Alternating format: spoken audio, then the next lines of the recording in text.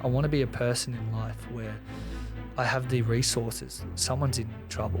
Someone needs something from me that helps me get to where I am. And money changes people. And if you have the mindset from the start that, yes, you want to make money, but you know that you're doing the right things, you're putting the people in the right places, you're working hard, the money will come in time. From flipping watches out of a fish and chip shop to running one of Australia's fastest growing luxury watch businesses, Cal Best didn't take the traditional route. No uni, no silver spoon, just pure hustle, instinct, and a drive that wouldn't quit. Rejected by industry gatekeepers, but he built his brand his way. What's it going to be for me, besides your personal brand? I think picking your business partner is one of the most important things that you'll do in your life, right? It's like picking your...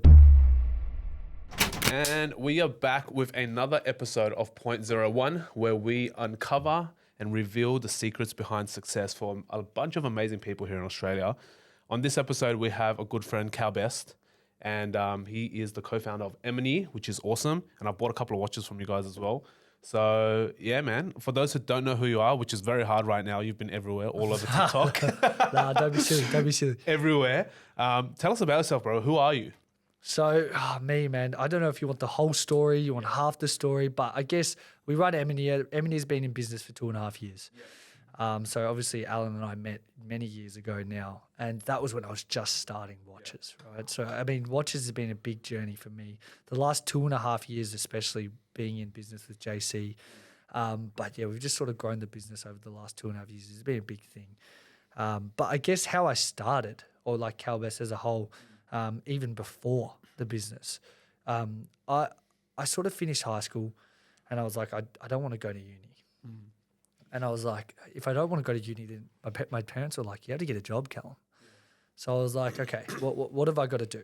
What do I do? I'd already been collecting G-Shocks. Yeah. So I've gone out and just got a sales job. Yeah. I'd been spending money on G-Shocks here and there. Why G-Shocks though? Why G-Shocks? Man, because that's what I could afford. Yeah. Dude, when you're in high school, when you're 16, 17, 18, you can't afford much, dude. Yeah. You know, if you're buying Rolex at that age, I'd be very surprised, man. You'd be on some unique jobs. 100%, 100%. Pharmaceuticals, maybe. Yes, probably. So I literally, I finished high school, went into sales, was doing that for a couple of years, and whilst I was doing that, I was working at a fish and chip shop as well, and I actually was working at a pharmacy, cleaning the floors and shit. So I was doing all those 3 jobs just to bring in income. Right? Because I didn't know exactly what I was doing or what I wanted to do. That's when I started on the tools. Did you go to a good high school or anything like that? I went to a public school. Yeah. So I'll be honest, my high school was pretty average. It was in Templestowe. It's a nice area in Melbourne, but it's not a great high school. It's just it's a public school, not a private school. Sort of my parents, we aren't super well off. My parents don't own nice watches, so it wasn't something that was passed down through the family or anything like that. They can appreciate it, but they don't buy it. So yeah, the sales started and I was like, man, I was itching for a new watch, Tissot, Seiko. So I started buying Tissot, Seiko, that sort of stuff, Tag Heuer. I'm like, this is pretty crazy what I'm doing by spending this much money. My parents were like, Calum, are you sure? Freaking out, yeah. Man, they're freaking out because I went and bought my first, this is how the second-hand watches, I'd saved up money. So I had money in the bank because I was just hustling hard on those 3 jobs. And I go, I want something more. I want something better. So I bought a Tudor. A 2-tone Tudor of JB. How much? $2,500. Wow. So I went home to my parents, and this is after I've already bought the Seikos, the Tissots. Everything. My parents are like, what are you doing, man? Yeah. $2,500. That's a lot of money. Yeah, $2,500. They're like, I was like 20 years old. Yeah. And they're like, are you sure? I'm like, man, I don't know. I actually don't know. So I bought it, and I'm like, maybe I've made a mistake. Yeah. So a week later, I hit Johnny back up. Yeah. I'm like, hey, can you buy this back? Yeah. He's like, no. I'll pay under what you paid, which is normal. He's a reseller. Yep. But I broke his balls a lot, and he ended up paying above because he had another buyer on the other end straight away. Yeah. So he paid above, and I go, holy shit, I might make money off this. Yeah. This might be some like side hustle that I can actually make money on. Yeah. So it's just random fluke, right? Just random, full man. Fluke. Just random. I never thought it'd be watches. I never knew. This is pre-COVID. I just wanted to have a crack. Yeah. I knew I wanted to do something for myself. I just didn't know it was going to be this, right? Yeah. So I bought that and I sold it to him for more, and that's when it really all started. How much? Do you remember how much you sold it for? It was probably like 2.6. Yeah, probably bought it for like 2.5. Yeah. But that was enough to like give me the itch. 100%. Because did you go to uni? No, I never did. No uni, nothing. Just straight into sales after high school. Then did an electrical apprenticeship. So I was on the tools. During the day, I was on the tools. I'd get home, I'd go to the fish and chip shop, and I'd photo the watches that I'm selling to resell. So that's how I started. I had like 3 or 4 income streams, but that's what you need to do in order to have enough money. Like, it's not like I was gifted money. There was no money on a platter. Agreed. I had to do it to get to where I am, and to even just start. So yeah, I was just flipping like Tudors, Amigas, whatever I could get my hands on.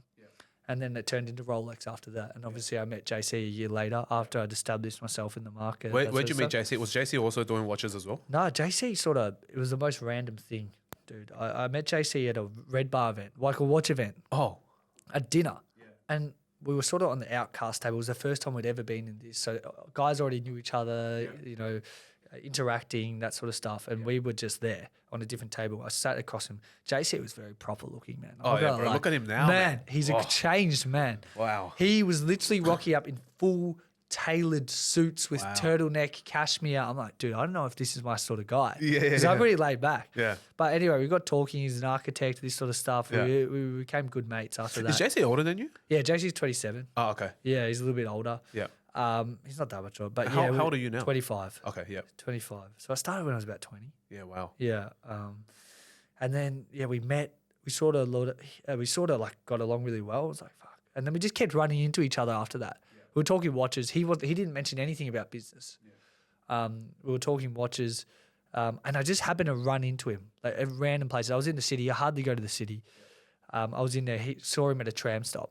Oh, wow. Yeah, and then we ran into each other a few other times. So you just kept seeing him. Man, Just kept popping to up, the bro. point where he's like, I'm interested in what you do. Do you want to have coffee? Yeah. Had coffee in South Yarra. I started discussing business. A week later, I don't fuck around, right? I was ready to go. Yeah. I'm like, dude, and JC's a very trusting guy, right?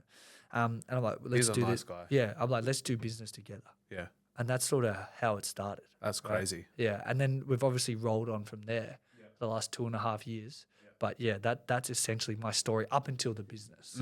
Yeah, up until we started the business. So you were pretty much solo before then, selling Tudors, Tissot's, all of that sort of stuff. Just selling whatever I get my hands on. Whatever you can. Yeah. So very like low grade stuff at that stage. 100%. Entry level. 100%. And then JC comes along, and now you've got 2 more partners as well. And then I met Alex. He's a young gun, bro. He's like super young, isn't he? Alex is 18. Yeah, he's like super young. I met young him. crypto star, bro. Yeah, I met him last year. So I met him. I was like, I was speaking to him because you were like, go upstairs, get your watch. And I was like, okay, cool. And this guy opens the door. I'm like, the fuck, who are you? Because I was like, I thought it was just JC and Cal. 100%. And then he was like, yeah, I'm Alex, you know. I work with them. I'm like, fuck, bro, how old are you? He's like, oh, I'm 17. I was like, what? Yeah, man. Yeah, and I was, and he's like, he was wearing, I forgot what he was wearing. I think he was wearing a day or something. And I was like, what the fuck? What do you do to, do that? I'm like, are you just wearing client watches or whatever? He's like, no, it's mine. I bought it. I do crypto, this and that. And I was like, fuck, this kid's smart, man. Switched on. Yeah, he was good, man. Bro, high energy. Yeah. Where'd you find him? He used to buy watches off JC and I on Marketplace and stuff. Oh, shit. Was he flipping? And he was flipping. Oh, wow. He was flipping. But sometimes he's impulsive. Super impulsive. Yeah, I can he tell. just buy. He's the ADHD kid. Yeah, he just buy. Yeah. And I was like, fuck, like, who is this kid? And then he approached me. At 17 years old, he sat down in the office and said, I want to buy into your business. I said, what? I was like, I don't know about that, man. 17, I don't know if we align in that sense. So we trialed him. Dude, he was selling. Wow. He could sell. Honestly, if you compare me and JC at 17, 18, compared to what he was, he's levels above us. Really? For sure. Levels above. Dude, he's 18 right now. He'll call me up. I just bought 2 gold Daytonas, like, for this price. Like, let me know. You advertise it here. I reckon we can get this price. At 18. Jesus. I don't know many 18-year-olds that can do that. Not many, bro. Even ourselves, man. Like, Man, no, I wouldn't even close. Some of these young kids nowadays, they're just guns, man. It's different. It's different. I think social media has taken over, man. And there's just so online. There's so many more ways to make money. When I was like 16, 17, online was okay. Like crypto wasn't trading that high. That's sort of like social media was going okay, but it was nothing ridiculous. Like the trends were different. Like usually it was just like you hustle hard, you got to work hard, put in the hours. Now it's like you could just invest a little bit online. You could do this e-marketing, social media stuff, and you can make a bank. Yeah, 100%. There's so many different things. So what was it like for you growing up then? Obviously you got into watches and you didn't go the whole traditional uni path. We're both Asian. You're Korean, right? I'm Korean, but my parents are actually white. Oh. So this is a massive thing, right? This is a massive thing. I haven't spoken about it. So I'm adopted Korean. Wow. So both my parents are actually Australian. Wow. they're from Hobart, so it doesn't actually get much more Australian than that. So Holy when I joke shit. about Asian to Asian, 888, all this stuff, man, it's hilarious, Bro, right? because it's like literally not what you are. Yeah, it's complete opposite. It's complete Holy opposite. But shit. that's why it's so funny. Like JC knows, Alex knows, everyone Yeah. knows, my sister knows. Yeah. It's also funny, but I Is play your, at sister, it. is your sister white or Korean sister? Korean, sister. but she's adopted a different family. Wow. Yeah. So Holy it's shit. a big thing, man. Yeah, and that's why my upbringing's so different. Yeah. Right. I didn't have your traditional Asian upbringing. Yeah. How was that actually? Let's talk through that because that's Yeah. so interesting, man. Yeah. So I guess, man, my parents are pretty Australian. Like it's a very Australian. Like you have a barbecue, this and this. Like Full it's shrimp on the Barbie style, man, fucking Aussie as BBs. literally, That's it. Yeah. 100%. Like my cousins. Yeah. Like my aunts and uncles, some of them live in like a suburb called Glenorchy, man, in Hobart, Bro, that's right? crazy. So if you search up Jamie Zhu, you know Jamie Zhu? You watch his video on Glenorchy. Oh, he actually went. He Jamie's literally- coming on next week, so I'll speak to him about it. Speak to Jamie. I messaged him about it. Yeah. Speak to Jamie. He literally, he'll tell you about Glenorchy. Fuck. That's where my parents grew What up. a So it's suburb, man. literally like Wow. a super, super white Australian suburb. It doesn't get much more. They're like pretty bogan there. It's a pretty bogan. So I had that. So not like Did you ever super live there? Australian. Did you no, live there? No, never did. Melbourne.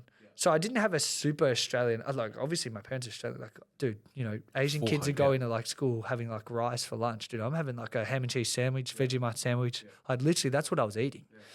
It was pretty white. Fuck. Like, No kimchi. Nothing, man. Nothing. Man. Yeah, Yeah. all through high school, like I wasn't mates with Asians. Yeah. I was only mates. So you're with- like super whitewashed, eh? yeah, 100%. But then when I finished school, it was different. Like I still always had that mentality, that hardcore hustling mentality. Like I always wanted to do more, do something Can you speak more. Korean now? Or No. Just full English. That's it. Full English, that's Wow. it. Yeah. So, but then I like the people I started associating. Like obviously I was on the tools, so you Yep. weren't with many. But like my friends outside of that, you start to find your circle, right? Which is a big thing, finding your circle. And I just found that like the Asians were hustling a little bit different. They were doing, business was a little bit different with them, and that's sort of what I fell into, I guess, for the last 5 years. Yeah. Wow. Yeah. That's a crazy story, bro. I had no idea you were adopted. Yeah. Did you get adopted very early on? 7 or? months. 7 months. 7 months old. Yeah. That's insane, man. It's crazy. Yeah. Wow, what a story. That's really impressive. So your upbringing was very white then. So no real focus on like education, no like tiger parenting, none of that. My parents were very, I like to play sports. I'll be honest, school wasn't for me. I knew very early on. My parents probably knew very early on that school wasn't for me. They didn't force me to do anything. Which is great. Yeah, I think that's they actually sort of really cool. they're like, look, my parents used to say, we just want you to do your best. Like whatever your best is, that's what we want to see from you. If Right, that's great. you're putting it on the line and putting it on the table, going hard, that's it. And we'll support you whatever you do, whatever it might be. So I got a job. That's why I got a job straight out of high school. I didn't want to go to uni. They didn't care if I went to uni. But my dad was very much like, if you're not going to go to uni, you need to do something. You're not just going to sit here at home and do nothing. So that's why I had 2-3 jobs. And my parents are very supportive. They didn't really, as long as you're doing something that you think you can make it work, we're happy to just support you and you go and go and do that. Yeah. It wasn't very like, JC talks to me about his upbringing, you hear Alex's upbringing, their parents are very involved in their life. It's very, very, very like you're going to uni. If you don't go to uni, you're either making bank or you're doing disowned, something. bro. That's it. Yeah. Fuck off. That's it. Essentially, Yeah. like, and you get surrounded by like a lot of the Asian clients that I have that their parents' mindset is very much like that. So yeah, I definitely didn't have that sort of upbringing though. Fuck. Yeah. That's crazy, bro. That's Yeah. awesome. So what did your parents do when you were growing up? Like, are they on laborers as well, tradies? What do they do? Nah, so neither of them were into watches, right? And neither of them were a trade. My dad was in sales his whole life. My mum was in retail. Oh, wow. Yeah, so like she worked in retail, like David Jones.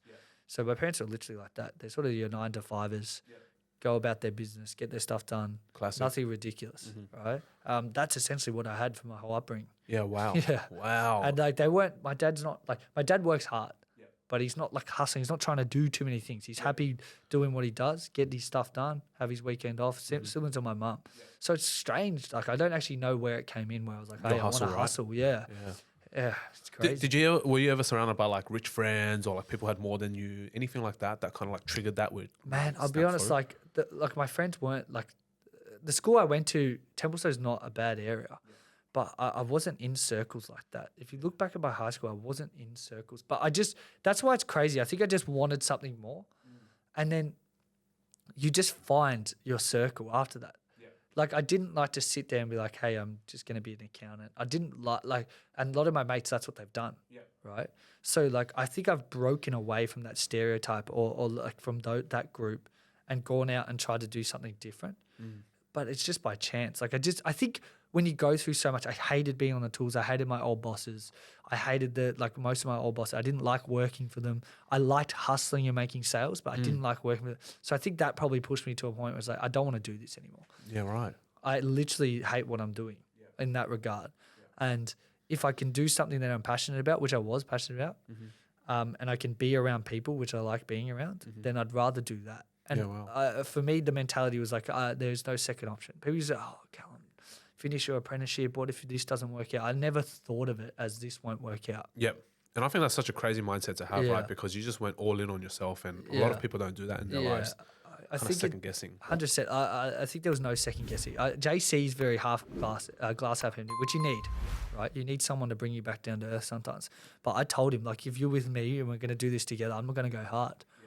2.5 years ago, I said that. Yeah, wow. We probably had 15 watches in stock. Fuck. You know, like, we're closing in on 70 to 80 watches in stock right now. Wow. You know, like, it's a big change. But I told him I'm willing to put it all on the line. I quit my job. I said, this is what I want to do. This is what I'm passionate about. And then you find yourself chasing your passion.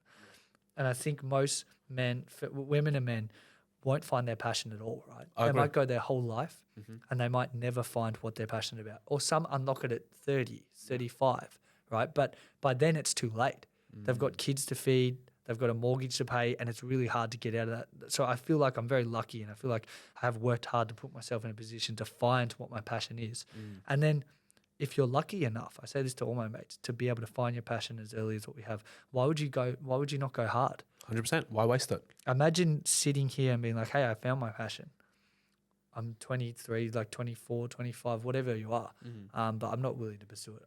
I don't want to pursue it. I think it's just a passion project for now. You got to go hard on something, man. If you fail at 23, 24, 25, you got time to get back up. 100%. I don't think it's over. Nothing's over. Like, I always thought, like, if I go hard now, what's the worst that could happen? What if it all works out, sort of thing? That's essentially my mindset. And I just said, whatever I have to do. That's crazy. To get it going and to make it happen, I will. And I still have the same mindset. You asked me this, the mindset I had when day one, but it's the mindset I have now. I don't get complacent.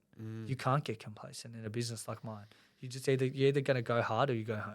100%. And in the watch space, and I've recently, or since seeing you guys, started getting into watches and really understand the watch world. It's fascinating. Like, you see all the watch content from the New Yorkers as well, right? Yeah. So, you know, all of the Diamond District boys, they're like, you know, going hard on the social media as well. Like the Vukum, like, generation. Like, it's crazy, right? So in Australia, there's pretty much there's you, there's Dimitri. Yeah. There's Jono is just all over the like all the pages and forums and group chats and whatever.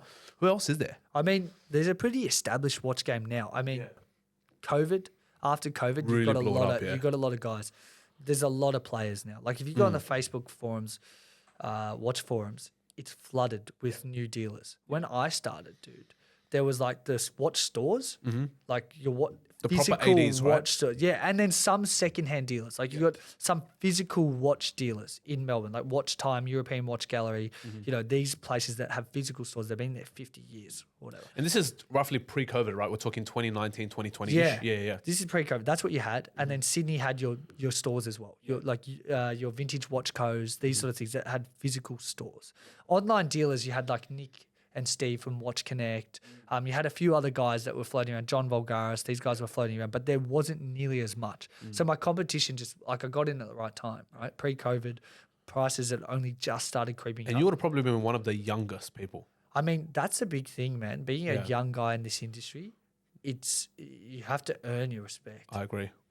Nothing's given to you, right? And I think a lot of kids that are entering the game now, they think it's just going to be handed to them. Yeah, as in, like, you just buy a watch and then you can just flip it straight away. But you don't have trust. There's no credibility. No one knows who you are. Absolutely. Like, that's hard, man. And I think that there's a lot of young guys entering the game. And don't get me wrong, I think the game needs these young players. We need a bit of energy. We need a little bit of this. But there's a lot of guys that I think that they think that the respect is just there. The entitlement. Yeah, it's earned.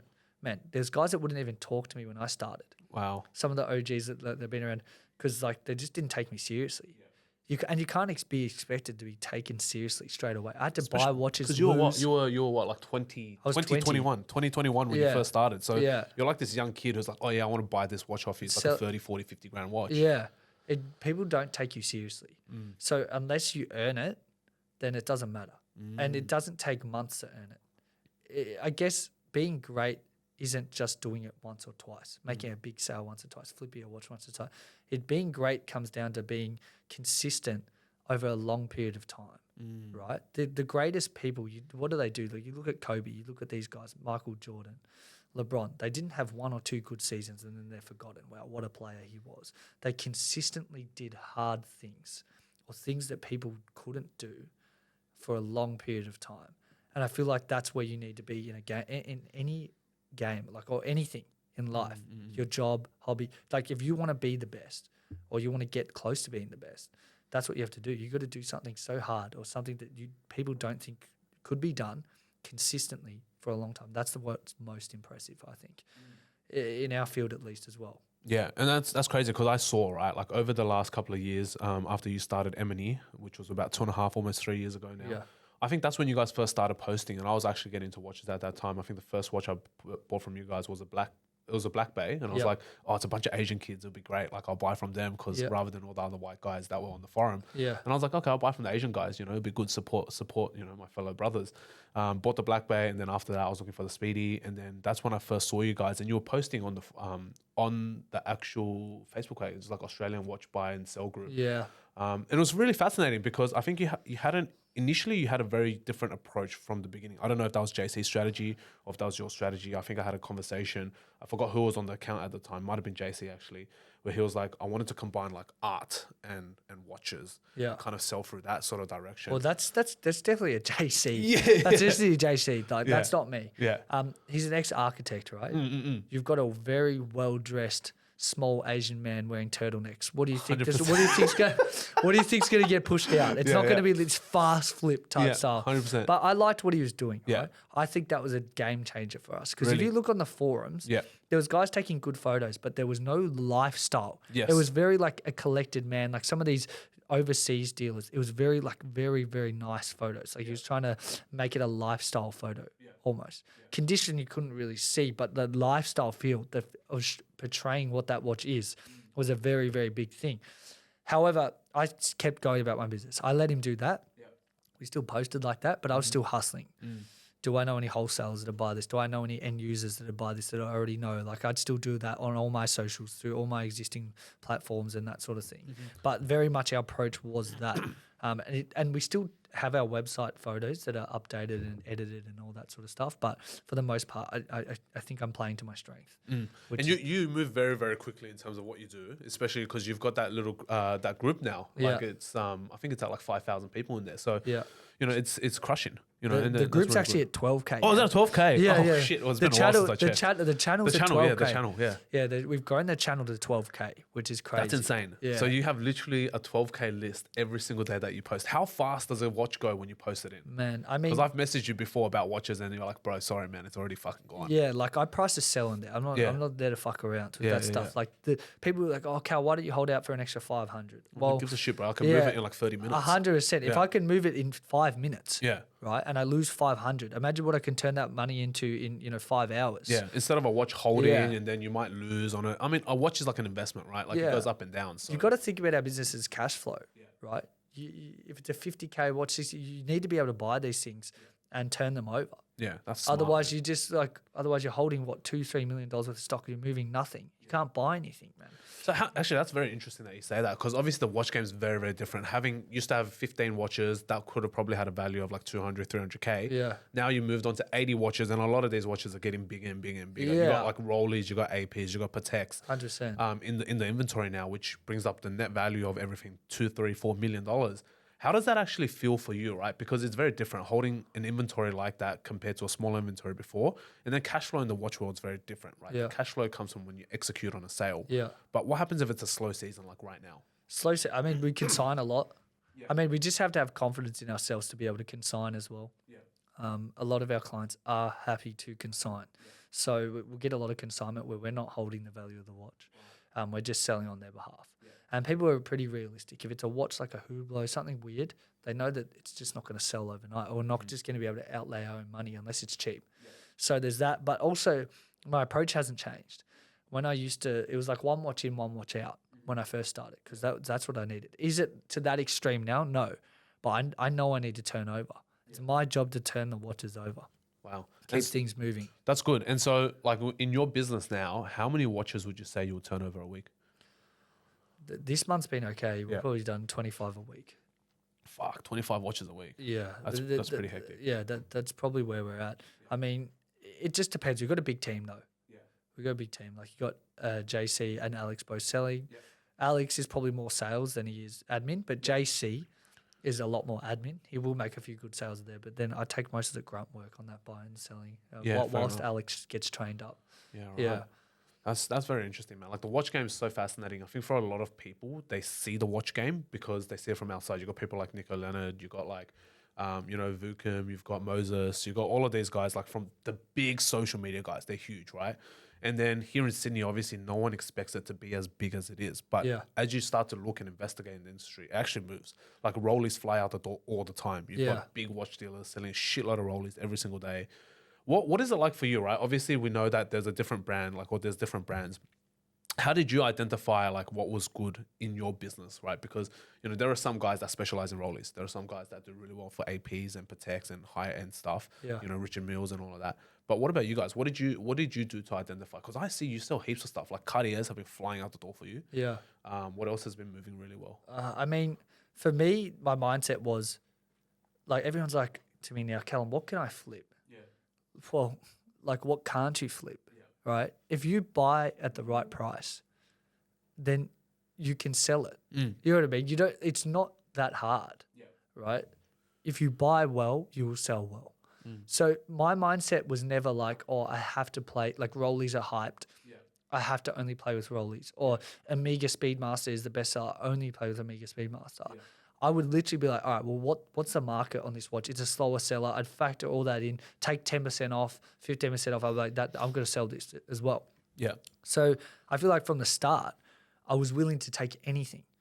Literally anything. I was taking Tissot, Grand Seiko, IWC, Breitling, anything. And I was like, I'm going to make money on this. I had the mentality that I'll make money on this. And I had to, right? Some guys don't want to make 200-300. And I see that. I actually see that in the watch game. A lot of guys, like, they'll be like watch snobs. And if it's not a Rollie or it's not an Amiga or not a Patek or an AP, they won't touch it. Yeah, but, I mean, bro, you sell everything. Yeah, they turn over. But I guess it's also market knowledge.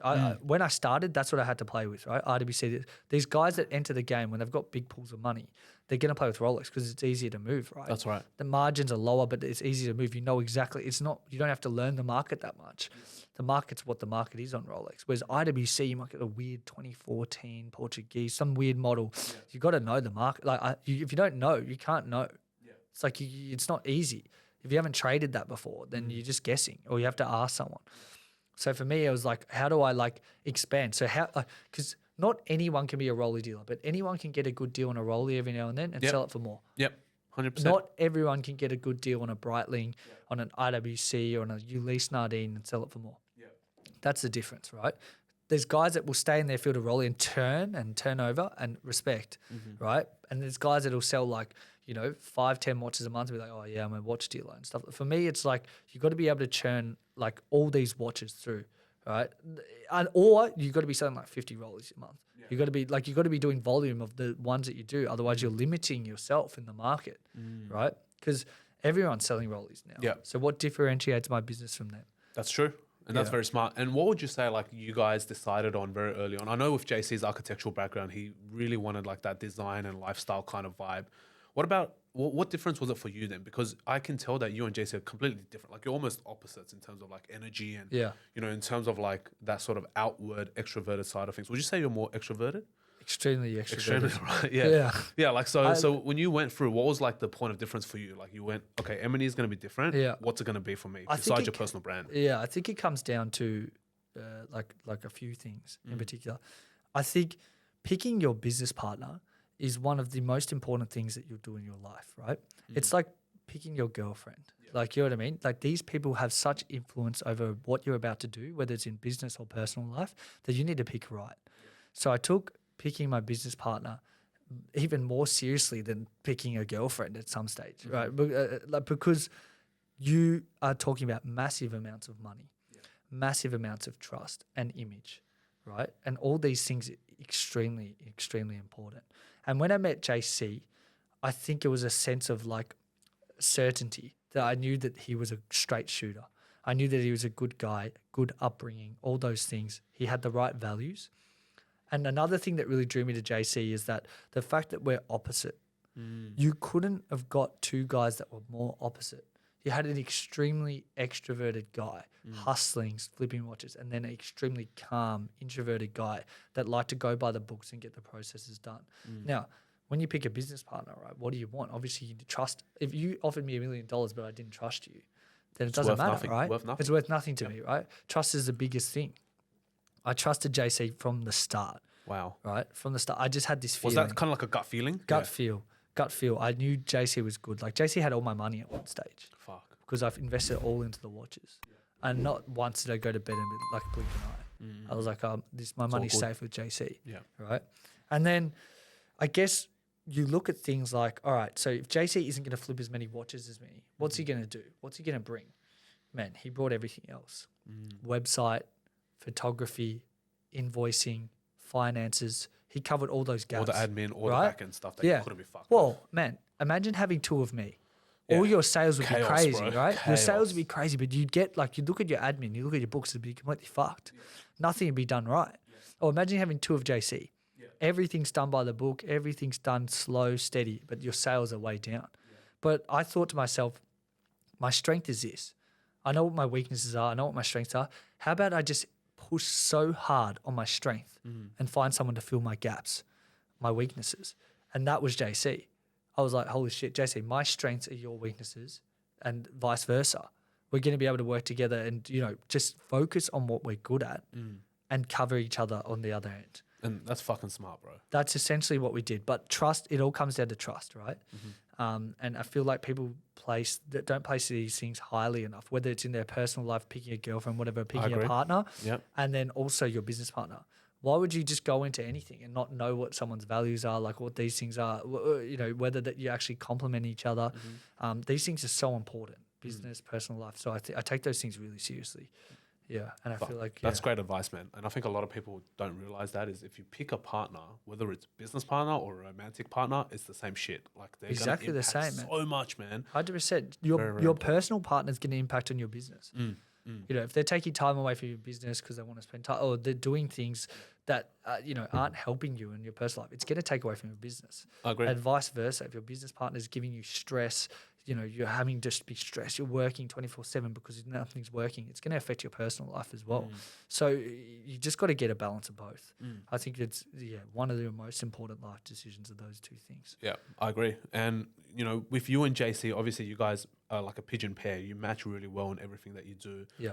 Has there ever been any sort of like really chaotic or any troublesome times that you guys have come through in the business? Obviously, business is a huge journey. When you go from independently doing things, everything's up to you. You make money, you make money. If you don't make money, you don't make money. That's up to you. Yeah. But when it comes to business now, there's cash flow, there's this, there's legalities, there's taxes, there's all of that.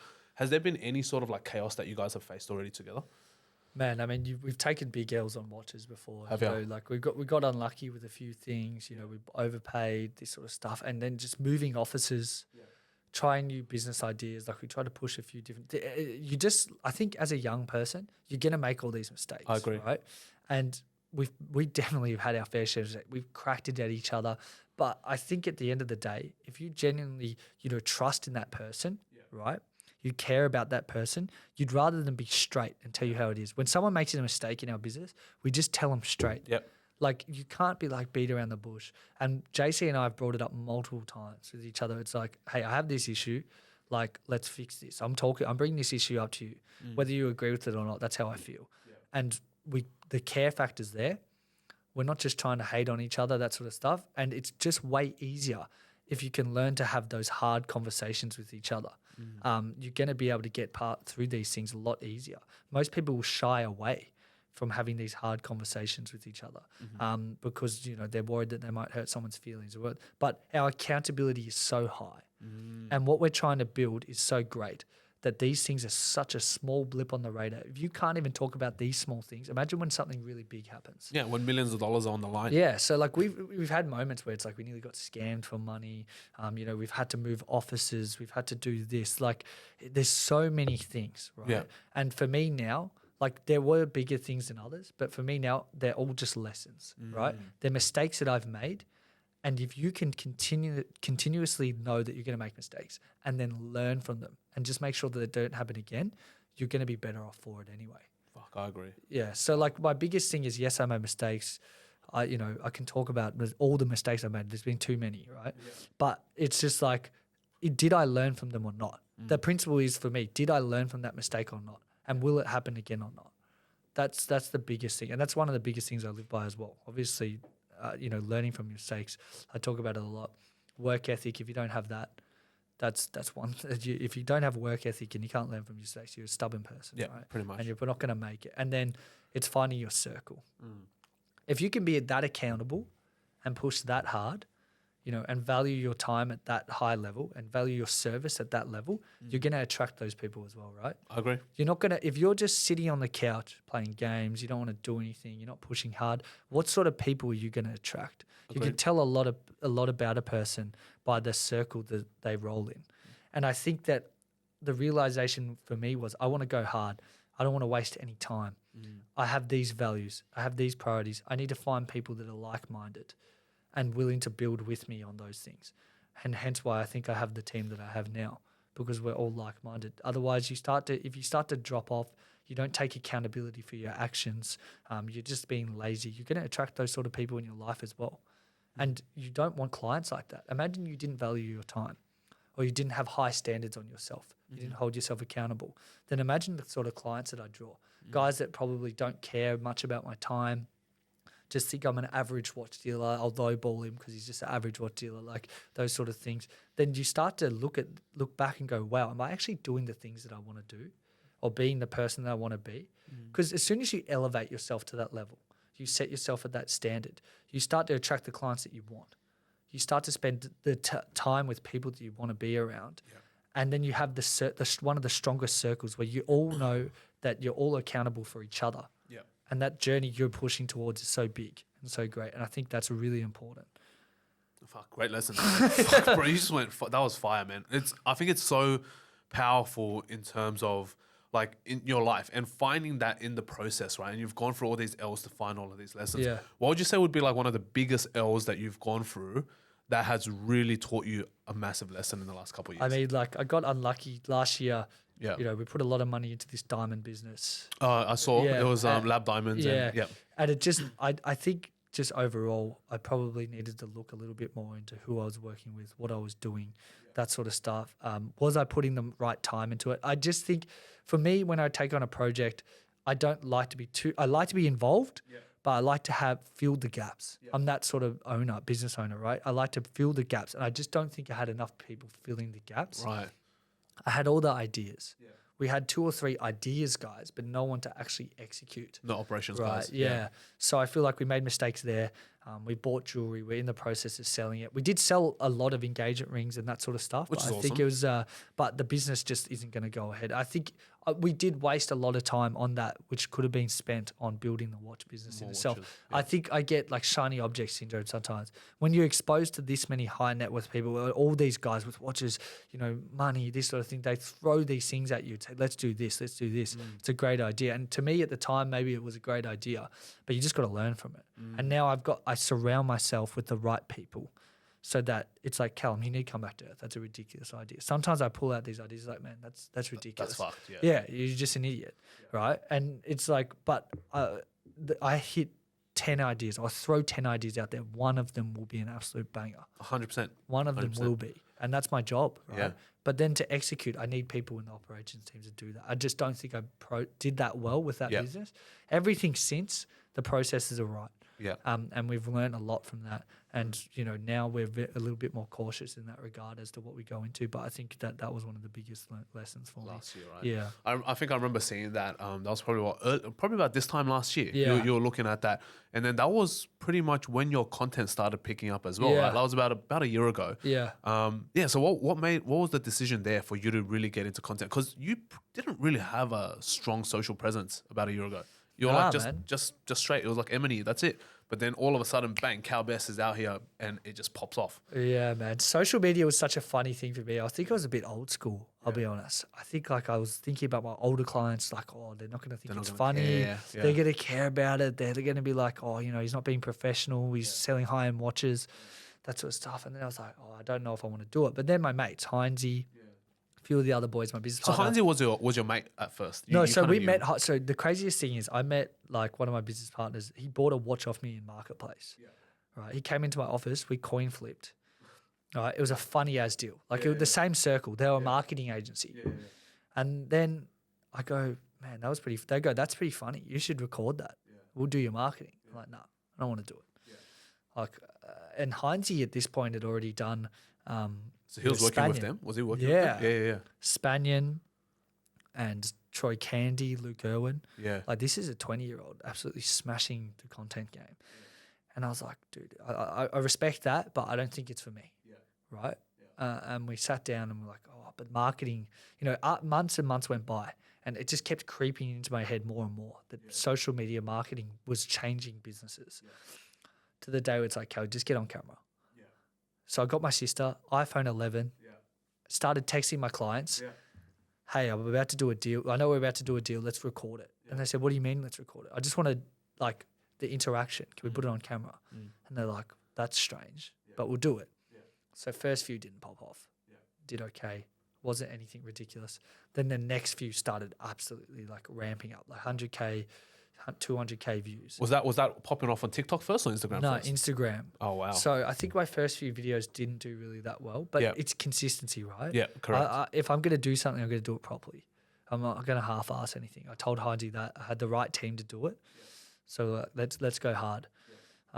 So yeah, I was pumping out a video a day. Not everything was hitting. And then I think a few hit. I think I got to like 15, 20K followers. By yourself? Yeah, with Heinz and yeah, no paid ads, nothing. Yeah. That's right. And then I hit an absolute banger. I hit that me on the escalator with the guy. A chatty? Was that a chatty? Yeah. And that just full sent. Yeah. That was a couple million views, I think. Yeah, that one full sent me. Yeah. And then after that, everything was just banging. Do you remember how many followers you picked up off that video? Oh, overnight I did 5K. Fuck. Overnight I did 5K just off that video. And then I was crazy. like, this is a game changer. Yeah. I had businesses messaging me to buy watches. I had businesses like wanting to do collabs. You know, I've dealt with restaurant owners, business owners, brands now. Like the content game has changed everything. Yeah. So shout out to Heinz, Taj, and all the boys that helped me do that. Thar, my videographer, my editors. Like we're putting in the work now because we know that this is about to change the game. Like this is something different that people haven't seen, and we're about to do that, and we're doing it. We're in the motion, and it's like It's like when I found watches. Yeah. It's like you know that you've got an opportunity to do something great. Keep pushing on with it. Yeah. So half my job now is content. The other half is buying and selling. Fuck, that's awesome. Yeah. I think soon you're gonna need a buy seller, like a buyer. Yeah. Just, that's Alex. Just to serve you. Yeah. There you go. Alex is like Alex is in the process. Yeah. I'm training up. He's 18, man. He's young. But he's going to come good. Yeah. He's going to come good. Yeah. He's full-time at the moment. I think he's going to do some great things. Yeah. Well, you got a great mentor now, right? And then you just focus on building the business, 100%. Not being in the business. And then now you've elevated yourself to that next level. I think the hardest part, right? I mean, maybe for you as well. Obviously, you're doing a lot of great things. I think the hardest part is like trying to take a step back from being so involved in your own business. That's so scary, right? Honestly. Yeah. It's the scariest part because like I lose control. Right, I lose control of all the sales, all the buying, and I feel like that's what I do best, right? But it gets to a point in multiple times with the social media marketing, everything, business partner, addition of business partners. You start to look back, it's like you need to fill the gaps 100%. with people that are better. Like you can't be that egotistical to think that you're the best in every single one of those fields. That's right. There's no way. That's right. There's absolutely no way. You need to know where your weaknesses lie, and you've got to fill those gaps for sure. And I feel like that's what I've continuously done now. You've got to fill the gaps, make sure that you're still focusing on your strengths. Take a step back where you need to, and let someone else fill that gap because they're better or they're going to be better and they can do it, or they can do it just as good as you, so that you can focus on managing your business, making sure all the operations are okay, your staff are happy, managing your team. Because if you can't manage your team effectively and you can't build a strong team that's willing to work with you, not just for you, work with you. Correct. And push with you. Yeah. Then you're not going to build nearly as fast. You've got to find someone that, like, I think your situation here, he's willing to work with you. He wants to learn from you. And you're going to do exactly the same for him. Yeah. You're not going to leave him lying in the dirt. Correct. That's how I want my people to feel. Correct. I want my people to know they have their back. I want them to be the best videographer, editor, sales, whatever, and I'm willing to help them get there. And I'm willing to learn enough about them, the industry, what they do, to help them get there as well. And if you can manage your team effectively like that, I think you're going to go places. Wow. Yeah.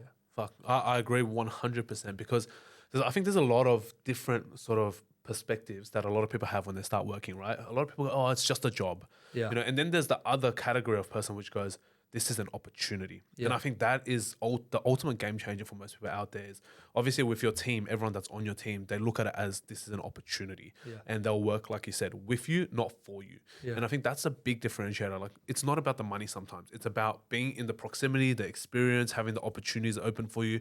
And then they will grow and everything compounds over time. And then one day they'll just go, holy fuck, you know, those last 2-3 years were worth it. Everything's crazy. Like, now I have a bigger piece of the pie. Now I'm getting paid a lot more than what I'm worth or what I deserve. Yeah. And it just absolutely changes over time. And I think that's so important to have the right people. Yeah. If you're surrounding yourself with people who are pushing that hard for you, they're going to put you in positions. I will never, like, I'll make sure my videographer eats, you know, my mates that are videographers. I make sure that if they need work, I'll hunt for them to get work. Yeah. You know, I'm not letting them, like, leaving them high and dry. Yeah. I'll make sure I do that. Yeah. I want my editor to be the best editor. What does he need? Does he need more equipment? Does he need a camera? What is it that they need? You need to give your people what they need. I agree. And not all the time is it money. I think a lot of business owners make the mistake, oh, I paid him more. Why is he not happy? Yeah. Well, believe it or not, managing an effective team, an efficient team is not all about the money, right? You've got to look at what the core values of your members are, right? What they're trying to achieve, what are their goals? And then you base it off of that. If you look at my 5 core values, right, you actually have responsibility and achievement as 1 and 2. Yeah. Then you've got personal personal time and family values. They're my top 4. Money's actually 5th. Yeah. So if I don't feel like I'm responsible and achieving something, the money doesn't matter. Yeah. It's actually 5th. And if I don't feel like I'm going within my family values and getting enough personal time to myself, then it doesn't matter. So you've got to look at people's core values and their goals in life. And you've got to think that deeply. Obviously, it's harder once you have 100 people. Of course. But then you need managers that are thinking the way that you're thinking. And hopefully you've trained that manager to effectively manage that team and actually have a personal connection to the people that they're working with, because they're going to want to work with you and they're going to want to work harder. And that's what I think I'm doing right now. Or I'm in the process. I don't think I'm ever perfect, but I feel like that's what I want my team to look like. I know what my editor needs. I know what my videographer wants. I know what my business partners want. And if you know them down to a T like that, where their values lie, what their goals are, you can mold what you need to do with them in order to get the best result possible. Fuck, that's really good stuff. So, yeah, I mean, a lot of people don't get that, right? Because I think we're in a world where, like you said, a lot of this younger generation, they think it's very transactional for them, or they're very, entitled. So a lot of the time it just comes down to just money, right? And a lot of these young guns nowadays, they don't realize that life goes beyond the dollar sign, and it's so important. Like you said, money is the 5th thing on your list. Yeah. Do you have a partner right now, or what's your situation? Okay, so you still have just family days. Don't get me wrong. Yeah. Money is important. I'm not doing this for free. Of course. I want to make bank. Of course. I want to live my life well. I need the money. I'm going to push hard for the money. But you got to know that it's not like that for everyone, right? Mm-hmm. I still want money. I wouldn't be doing this if I had no money, like there was no money to be gained. We need money. We want to live a certain lifestyle. You need to make the money. But I think people just get too caught up in it. Yeah. And they burn bridges, they break relationships, they do all these things in order to chase the money. It's a flawed mindset.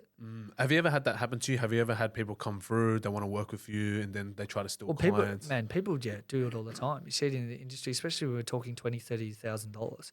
People try and steal clients. People do the dodgy on you. Like people do like credit card scam. So a watch dealer tried to scam me. Took 2 of my watches. A watch dealer. Yeah. Wow. So like you look at all these things, man, and you go, people aren't as great as what they think, and money changes people. And if you have the mindset from the start that yes, you want to make money, but you know that you're doing the right things. You're putting the people in the right places. You're working hard. The money will come in time. Now I just think that it doesn't matter how much I'm making this month, next month. I'm doing the right things. That the money's just going to keep coming if I keep putting myself in the right places and keep putting myself around the right people. And I keep this hardened mindset on the goals at hand. The money's just going to come. And if you can have that mindset, it's not about, 10K in the bank account, 20K, the money's just going to keep coming. You need to have a goal where you're set. But if you're doing these things and you're in the process, once you hit one, you'll know when you hit it. I know I haven't hit it yet, but you'll know because you'll open up your bank account. It'll just be fucking flying in. Yeah, that's right. You know that's what I right. mean? You'll just be turning over. You'll be like, holy shit, I've got more money than I can even think about. Yeah, And then then I can just do whatever I need. 100%. Pay my parents' house off. Yeah. Buy my dad a watch. Yeah, Buy that'd the be great. people. Yeah, 100%. Buy the people I need to look after the people around me that helped me get to where I am. Yeah. That's a big motivator for me as well. Yeah. Have you done that though? Have you bought your dad a watch? I bought my dad a long jeans. Yeah. I bought my sister a Tissot, but I feel like I want to put myself in a really, really good position to buy them something that they really want. Yeah. So have they ever mentioned to you like, oh, hey, you got all these cool watches around you. This is what I want. These are kind of like the my ideal. dad really is a big Amiga Bond fan. Really? Like James Bond. The James obviously Bond Amiga. Yeah, he's worn a lot of Amigas. So hopefully down the line, something along the Get him lines a of nice- that. nice Something James for my mum. Yeah. Something for my sister. Yeah. But yeah, I'd love to be just like, hey, one day, like I've just paid my parents' Whatever you house off. want, Yeah, done. We'll do it. Even the Easy. people around me that help me get there. JC, he wants something. I just want to be able to know that I can just buy it. That would be a beautiful Yeah, feeling, bro. just know that I can get that done. Yeah. But also, I want to be a person in life where I have the resources. Someone's in trouble. Someone needs something from me that helps me get to where I am. Cal, can you give me this? Can you help me with this? I'm struggling for work. I want to be able to provide like that for the people that helped me get to where I am. And if you can be that guy that you can be counted on, and you know that you've worked your ass off to get to where you are, you're respected, you can be counted on. That's really, really important to me, and I think that's a big, big thing for a lot of people. I mean, I don't think it's big enough for a lot of people. Yeah, so I think that if you can get to a stage where people are relying on you, you know that people are relying and you can count on you. You've worked hard to get there. It's like that's a big win in life. Wow. That's a huge achievement, I think. I agree. I relate to that very much because I see it like, I never take it for granted when I have people help me. I know how hard it is in this world to not just look after yourself, but to help other people along the way as well, right? So having people that see your vision or having people that believe in you and they support you, I'll do whatever it takes, to help them. Whether I take a loss, whether I need to help them, whether they need money, whether they need a job, whether they need referrals, whatever it is, bro, I'm there. Like people show I've their always true got your back. colors, man. Yep. If they were with you when you were down, then they'll be with you when you're up for sure. You know what I mean? But I don't want the people that just want me while I'm up. 100%. And you must get that a lot now, right? I mean, look at it. You've got a lot of followers now. You're well known in the industry. TikTok loves you as well. You've got all of this happening. You've created a whole entire meme of, being a heavy, right? Yeah. So you're leading in a lot of different things for social media. You're mid-20s, crushing on socials, business is growing. You've become like a meme. You've created like a living meme. Yeah. Which is extremely difficult to do on social media. And if you do that, I think that's like one of the pinnacles of social media.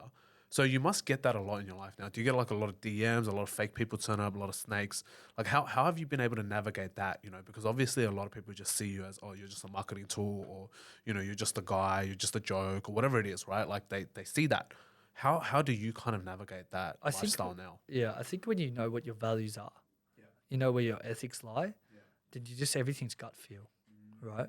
I'm not going to support a brand that I actually don't fuck with. That's essentially how it is, right?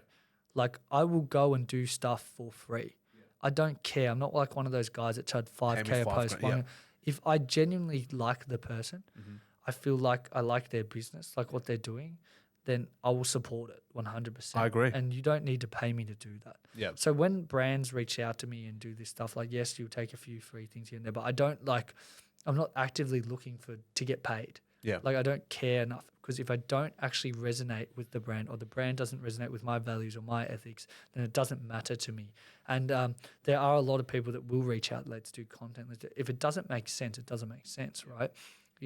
Like people obviously are trying to interact to get views and do all these things and that sort of stuff. But I don't care. Like I actually don't care. Like I'm just out here doing my thing. If I get views, I get followers, people like me, that's great because I want my business to do well first. My business is my priority. The content brings me business, which is great. Yeah. But my business is my priority. I'm not going to sell myself out for some of these brands. That doesn't really make sense.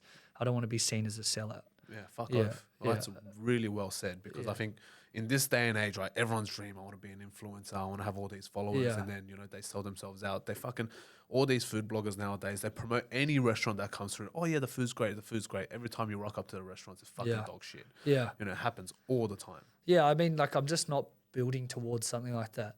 I guess if you're 100% yourself on camera, maybe I add a bit of mayo onto the deals every now and then, but if you're 100% true to what you're doing and you can do it well and people like that, I'm just going to keep pushing with that, right? I don't need to change anything. I'm not trying to be anyone that I'm not. I have my set core values, my ethics, and if we don't align in those things, I'm just not going to do it. Or if I don't actually like what you're doing, you know what I mean? Or I don't resonate with that brand, then I'm not going to do it. So I'm happy to do things for free. I don't care. Yeah. Right? Because when I support something, I'm properly supporting it. Not because agree. like I'll put my own money forward. Like I'll buy it. I don't want handouts. I'll buy it if I need to. Yeah. I think that's fucking awesome, bro. To have people of your integrity in this day and age, you know, with your rapid growth on socials, like, you know, what you've done probably in the Australian space is probably one of the fastest growth with a very strong engagement audience as well. So like you've done massive things in the sphere of social media, right? And to have the integrity that you still have, I think it's extremely rare, because I meet fucking, bro, influencers a dime a dozen nowadays, and I meet them all the time in my line of work as well, right? Like I started posting and doing social media back in 2011, so a fucking long time. So I've seen it all sorts of influencers, big, small, medium, whatever, right? But what you've done is absolutely incredible, and I think that's so respectable. A lot of people might not realize, because they'll see the funny side of you on socials. Yeah. But to know that who you are on camera versus real life is pretty much almost exactly the same. Yeah. Obviously, there's theatrics. We all have theatrics that goes into socials. 100%. But bro, that is so rare nowadays, and honestly, you should be so proud of yourself for that, because it's fucking hard, bro. For a lot of people. Yeah, I mean, thanks, man. I mean, if you could just stay true to yourself and you know 100%, and you know what you need to get done, you know the people you want to be around, these sort of things, then it makes things a lot easier. Especially having the circle that I have. You've got to keep yourself grounded. Yeah.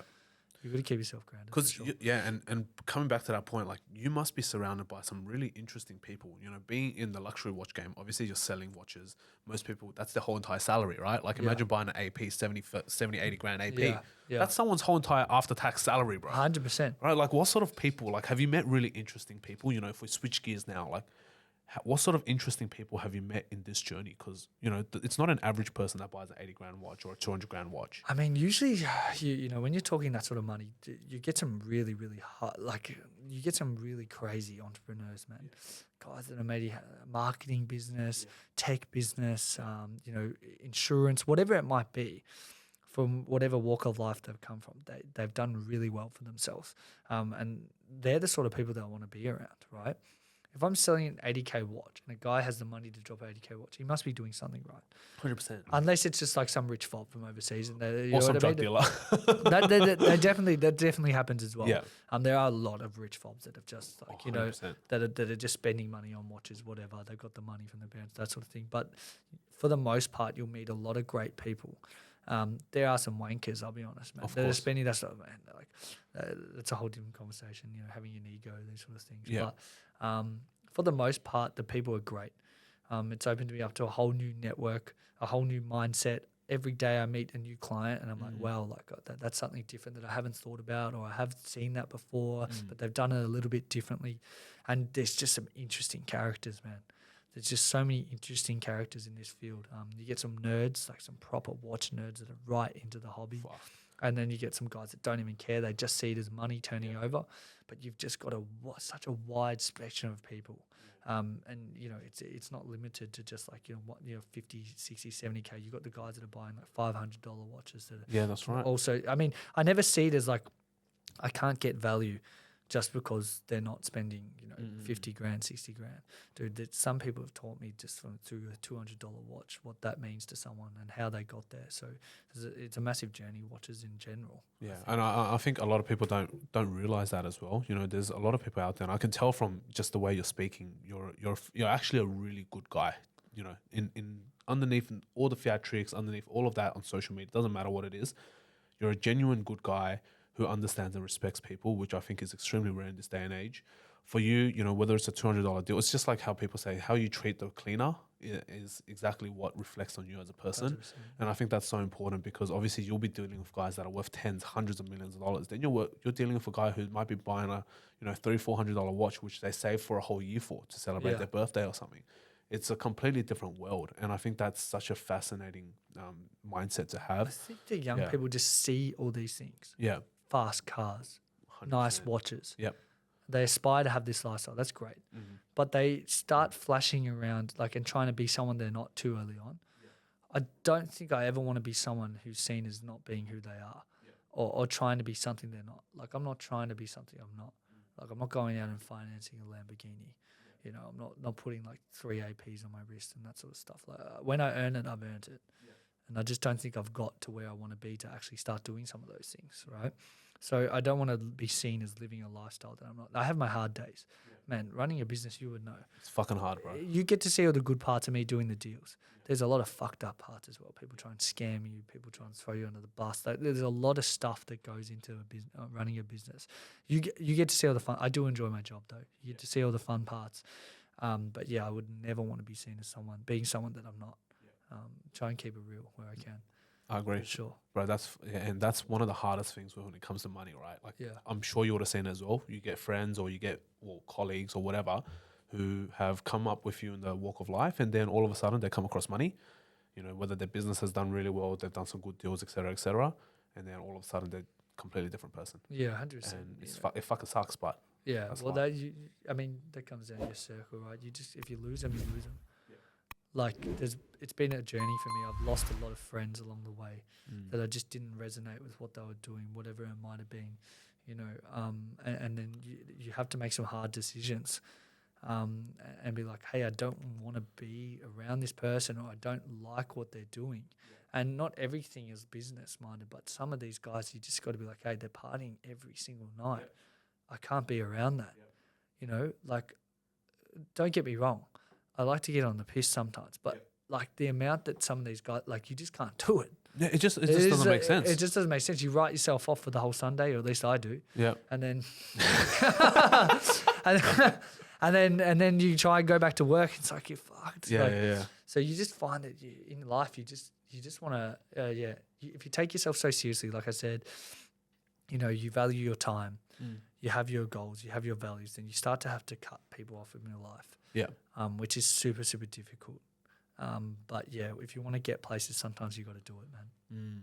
I agree. Yeah. I agree. So what was the journey like? Obviously, you've gone on. Well, actually, before we get to that, what was the sort of biggest deal that you've done? How big's the biggest deal? Have you done any $1 million watch deals yet? No, we haven't done anything million. We're probably in the 200s. Yeah. Wow. Probably what was that, a Patek? Richard Mille. Oh, you've done a Richard Mille? Yeah, nice. Richard Mille. But we've done some Patek as well. Yeah. We've moved some Patek, rose gold Patek, steel Patek. Your 5712s. Sydney's market's a lot bigger for this sort of stuff. Oh, is it? Sure. The volume that is being moved here is definitely a lot more than Melbourne. Yeah, right. There's probably 3, 4, 5 times the amount of watch dealers in Sydney that there is in Melbourne. And then the clientele is just a little bit different here as well. Yeah. I'd say. What's the difference that you see between Melbourne and Sydney? Obviously, everyone's always got the debate, which is a better city, right? Melbourne, yeah. But But yeah, other than our beautiful weather and our coffee and our landmarks, other than all that, I think the major difference is I think Sydney's a finance hub, right? You've got some of, I will admit that the finance guys in Sydney, it's just a lot more concentrated in the inner city. Probably a lot more opportunities work-wise in the Sydney CBD. And because you've got such a, I feel like Sydney, I could be wrong. People just like to be a little bit more flashy here. Yeah. I think that the general consensus, I could be wrong. I could be wrong, but I feel like people just like to show it a little bit more here. So maybe if you start a finance job in Melbourne, maybe a few guys are wearing Tudors and Amigas, Rolex. When you start like some of the big finance companies here, it's Rolex only, dude. You just walk in, and you know that they're an intern if they're wearing like a Seiko, Tissot, whatever. Tudor, and the big boys are all wearing Rolex. Everyone, Patek. every single one. Yeah. So I feel like the market here, it's just a different thing. The watch market is just like Melbourne's market's growing. There's still a lot of watches in Melbourne, but I feel like when you walk around the streets here, you go to different suburbs here, you see a lot more watches. Oh, bro, it's and crazy. You see a lot more people wearing watches. So I think the market here is just bigger in general. The money's probably, look, I mean, Melbourne and Sydney money-wise, if you actually Very look at the similar. charts, it's very similar, Yeah. but maybe it's just more concentrated in that finance end. Yeah. And when you're surrounded by other people that are wearing watches, you wanna wear one as well, I suppose. To fit in, right? Yeah, it's always to 100%. fit in. But also how spread out the market is in Melbourne. I'm in Hawthorn. The next closest is Carlton. There's a few in the city, and then there's one that's mobile, and the rest are sort of mobile, don't have offices. In Sydney, there's probably 10 guys that I can go to door to door, level to level, and try and sell a watch. So there's just more volume, more dealers, more people. Like it's just a different market in general, I think. And do you feel like you do more deals dealer to dealer, or do you think you do more deals like dealer to like B2C kind of? I mean, like I would say I still deal a lot of end user stuff, but in Sydney I do a lot of dealer to dealer. Oh, really? Heaps, Is it better money that way, or is it just more volume? more volume. Yeah. Probably I just get to move stock. Yeah. New up my stock, move something that might have struggled to move, trade out of it to another dealer who thinks they can move it. Maybe it's a different sort of market. I couldn't move an AP, a couple of weeks ago when I saw Nick. Nick moves those APs really well. Yeah. He traded a couple of things that he maybe, was stuck on that I thought I could move, and then we're happy. Yeah, sometimes I get a cheap deal and I just want to offload, make a quick 500, make a quick grand, something like that.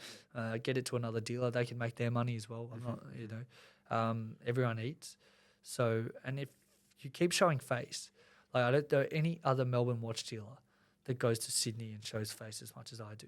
Yeah. And when you see my annoying face as many times as what you see it, right, then you might be fucking like, oh man, fuck, not Cal again. Yeah. He's here in Sydney again. I have to see him again. Gets to a point where it's like, if I'm giving you deals and you're seeing me every single time, who are you going to deal with? You're going to pick the other watch dealer, right?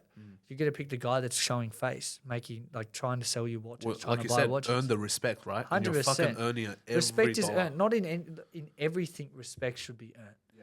You can't walk around an industry, any banking, finance, watches, cars, and expect to be respected in that field. You need to earn it. Go out there and show us what you can do. I think that's what kids aren't doing. They come like, I want to be a watch dealer. Can I flip watches? You haven't earned my respect, dude. Go out and show me what you're doing. Alex earned my respect. He was out there flipping watches, showing me what he could do. These guys are just out here just wanting it handed to them on a platter and expecting it to be handed on a platter. And maybe they thought that was my journey, but I had to earn everything I have now. Nothing just came. It was all earned. And I feel like people need to place those like respect and earn and how it's earned on a higher pedestal than what it is right now. 100%, I agree. I think most people genuinely, like I said, are very transactional, right? They come to you and they expect to get something. But honestly, what do we know, right? Expectation leads to disappointment, and you're going to be disappointed. Working with people like yourself, you're going to have opportunities left, right, and center. Doesn't matter. You've created a social media platform for yourself. It's just a marketing machine. You're going to get applicants to work with you. You're going to get, prospects and clients. You're going to get people who want to sponsor and collab with you. That's going to come left, right, and center. People need to realize that you are the asset. You are the opportunity. And if they want to come and work with you, bro, you're just not going to be like, oh, yeah, bro, have a cup of water. Like, that's it. You're done. It's going to be like, okay, how do I prove myself? And if I want to work with you, Cal, and I want to learn from you, how do I actually earn that position to even work with you? Because there's so many. You're a dime a dozen. You don't need them. They need you. So people don't see that. And I think that's a big struggle with a lot of the next generation. Yeah. Things just come too quick, bro. Yeah, I think, crypto money's obviously affected that. Oh, huge. You can wake up and you can make $1 million overnight sort of thing. Literally. So you buy the right meme coin and you're fucking done. Yeah. So I think like a lot of things, online marketing, online drop shipping, all that, like money is just moving in and out so quickly for a lot of these guys. It's probably not the same. Maybe I'm starting to sound old school. Maybe I'm starting to sound like my dad. You know what I mean? I think we both are, bro. Yeah. But to be fair, like I don't get like respect to you for turning over $1 million or whatever you've done, but you haven't earned my respect yet because that came easy to you. Yeah. Show me what you can do in this field. Yeah. Or show me what you've done in other fields. Show me how you can eat shit for a while. Like, figure it out. You know what I mean? Because if it comes too easy to a lot of people, when you put them into positions like this, they don't go. They buckle, bro. Yeah. They buckle. So I mean, it's a different thing altogether for sure. Wow. For sure. That's crazy. So let's switch gears on that. What would you say is in your watch journey, right? Like you obviously dealt with a lot of Rolex and stuff. What's your favorite watch? Man, I've got 2 Grail watches. Oh, really? Yeah, I want a Lang & Son Odysseus. Oh, okay. In steel. So that's Langer's only steel sports watch. Yeah. And then I've got one other watch. I want it's called a Tag Heuer. It's a Heuer, sorry. Before it was called Tag. 2447D. It's their Carrera model. So they're 2 watches that I hold at such a high regard because when I first started dealing in watches, or even like being into watches, I saw the Lunga Odysseus, and I went, holy shit, that's a crazy watch. Their only sports model. And then you build up this sentence like, can I push myself to a level that I didn't think I could get to? Break that barrier and be like, hey, I got there, I did it, and now I'm willing to go for more. And that's what the Lunga represented for me. Wow. The Lunga represented a place that I didn't think I could get to. Wow. Right? And this year I'll buy it. And I've gotten there. And it's great. I feel fantastic that, yes, I got there. But it's like, I've got there. Why can't I go for more? You've got that limitation set in your head. Can you get there? Can I push to actually get there? You push, you strive hard, you do the right things, you get there. You break that barrier. And then it's like, what's next? I'm always like, what's next? So that was such a big thing for me. Yeah, right. Trying to earn that. And then that has no monetary value, right? Yeah. That's all like I did this for myself. Yeah. And then the 2447D will be a similar story where I have the re-edition of that watch, which is a lot cheaper. Eventually, when I feel like I'm at that point, I'll buy the original. But like those two watches are what I want, right? And very unique because most people will say like they want to protect or whatever. Like the Lunga is definitely something that's a lot less common. Yeah. But they're still fucking very expensive watches. But we've seen some crazy stuff come through. Really? Dude. What's the craziest one you've seen? We've seen some like full skeleton APs. We've seen some Richard Mille, 5711s, 5712s, deeper Thune. My client came in last week and he had a custom one-of-one architecture. I can't even remember the Grubel Force. Oh, wow. Architecture, which is probably, it retails for 960,000. That's the one that was on your video like last week. One of one. So I've seen Ruby Gem Set Patek. But I guess I want to go international. I want to do some international stuff. That'd be cool. And you'll just walk in and you'll see this Richard Milles just for days. Yeah. So in terms of Australia viewers, like this is the crazy stuff that we get to see. But overseas viewers, I've probably seen this all the yeah. But that's just where Australia's at in terms of their watch market. Yeah. I mean, like look at the New York stuff, right? Like all the Diamond District guys, like they're flipping watches easy, 500K all day, every day. Man. Bro, Richard Milles in stacks and lines, bro. Like 100%. And even in Japan. Have you been Japan? No. Oh, bro. You should do a vlog in Japan in the vintage. I got this one from Japan. Yeah. This cost me about 9,000 AUD. So it's a 36. It's a Burfie, so 95 date just with diamonds, 2 tones. Yes. Great band, pretty much mint condition. Got it for about $9,000. Yeah. So I was like, that's a fucking value buy. And yeah, bro, like Japan watch market, I reckon you'll froth it, bro. You'll get so many deals, I mean Japan. I want to do Hong Kong. JC's from Hong Kong. Oh yeah, he would love that. Lot of good connects in Hong Kong. Yeah. So I'd love to go see all the stone dial dates, all the vintage stuff there, all the crazy Richard Milles. Yeah. So I want to do all that, and that'll just be part of the journey, I guess. 100%. Are you planning on doing any of that this year? Yeah, Hong Kong. I think I'll do Hong Kong and Jakarta this year. Oh wow.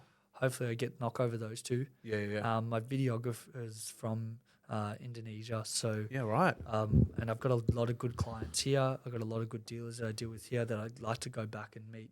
Some of the people that deal me those watches, and then just see if we can buy up some stuff in Hong Kong, meet all the big dealers there, do some watch content because you're gonna see some crazy stuff. There's a lot of crazy stuff, bro. Like Japan, walking through all the stores, man. I saw factory, fucking diamond Patek, full baguettes, everything like crystal, the full diamond, bro. Yeah. What's it called? The millionaire or whatever they call it. Oh, bro, full baguette, like clear baguette. Yeah, full clear. Yeah, bro, 900 and something thousand retail. Correct. Yeah. And they had it in the store for, I think it was like fucking 1.5 or 2 mil, whatever Yeah. it was. It was insane. And you just see it in the case and you're just like, what the fuck? Yeah. There's I don't some even know how the insane fuck stuff, who wears that. Yeah, bro. Imagine wearing that here, man. You get your wrist chopped off. It's insane, bro. It's insane, crazy. bro. It has to be like some mega celebrity or someone with like personal security or whatever. 100%. Or like Andrew Yeah. Tate or something, right? Yeah. Literally. Yeah. Have you done any like big celebrity deals or anything like that? I've done a few NRL players, AFL players. Yeah. I was speaking to this about that with Critical Banter. There's Yeah. a few guys that have been in my DMs that I just you can't say, right? Yeah, Because of course. they don't want to get them banned from Rolex. Of course. But yeah, I done a few deals. I already shouted out Jerome. I want Jerome wanted to buy a watch of me. I haven't quite got a deal done. Jerome Luai, Wouldn't mind doing a deal with him. Yeah, nice. A few more AFL players, I'm sure will come along. Yeah. Are you a big AFL fan? Or? Yeah, a big AFL fan. you're I know Melbourne, right? Yes. Sydney. I know Sydney, the like, most. whatever. I did a deal with Spencer Lenu. I don't know how to say his name. Yeah. Got no idea. Sorry, No Spencer. idea. I had no idea who you were. But everyone told me Spencer's a big dog. So Yeah. did a deal with him. Nice. Yeah, but I just want to keep networking. I would love to be able to sell like Minwoo Lee. If I could sell a watch to Minwoo Lee, that'd be crazy. Yeah, because I feel like he's just my spirit animal, man. The mullet, everything, man. The way he plays golf, the mullet, everything. I'd love to do a deal. Yeah, but there's a lot of guys on the list for sure. That's crazy. Well, have you over your journey, obviously being in the watch industry, like, would you say like you own a lot of watches yourself now, or not really? Most of it's just stock. I'll be honest, like it's crazy, right? People think I have a huge collection. Yeah. But everything I buy, everything in my collection, I've got a Tag Heuer that I've owned for so long. The reason why I is that like one of your OG ones that you bought? OG. Yeah, I've got 25, 30 G-Shocks. Fuck, you're a big G-Shock fan. My first Tissot PRX. Got a few Seikos. I've got a Grand Seiko. I've got a vintage Heuer. But like my collection's not anything elaborate or crazy, right? But every one of those watches, has sentiment to me. And I'm building up. I've been building up to this long. Like people, if you asked me last year, I didn't even have the Grand Seiko. I literally had Tag Heuer. I was just wearing stock the rest of the time because you got to when you invest in your business, you have to invest all your money. I was investing not every time, but for me, I was like every cent was in my business. Yeah.